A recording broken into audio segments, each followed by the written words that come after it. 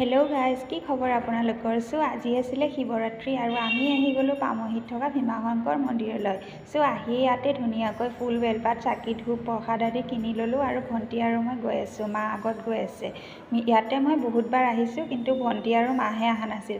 আজি সিহঁতক লৈ আনিলোঁ আৰু এইফালে শিৱ মন্দিৰ যোৱাৰ আগত গণেশ মন্দিৰত সেৱা এটা কৰি ল'লোঁ। তাৰপিছত শিৱ মন্দিৰৰ ফালে আগবাঢ়িলোঁ।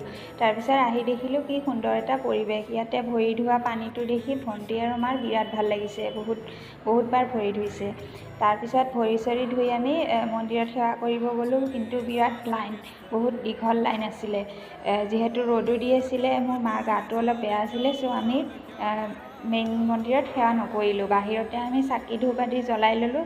জ্বলাই উঠি সেৱা কৰিলোঁ।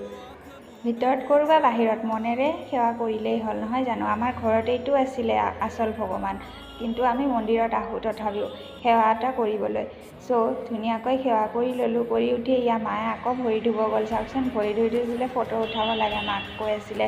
বিৰাট ভাল পাইছে মানে, এনেকুৱা পানী বহুত দিনৰ মূৰত দেখা পাইছে। মই সৰু থাকোঁতেই যি দেখিছিলোঁ এই নিজৰাৰ এনেকুৱা পানী, আৰু কেতিয়াও দেখা নাই।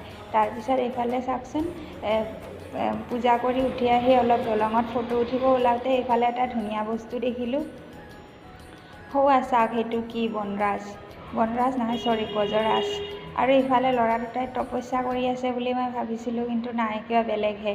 আৰু এইফালে চাওক, ধুনীয়াকৈ খিচাৰীৰো আয়োজন কৰা হৈছিলে। খিচাৰী, ভাজি, পায়স আদিৰ।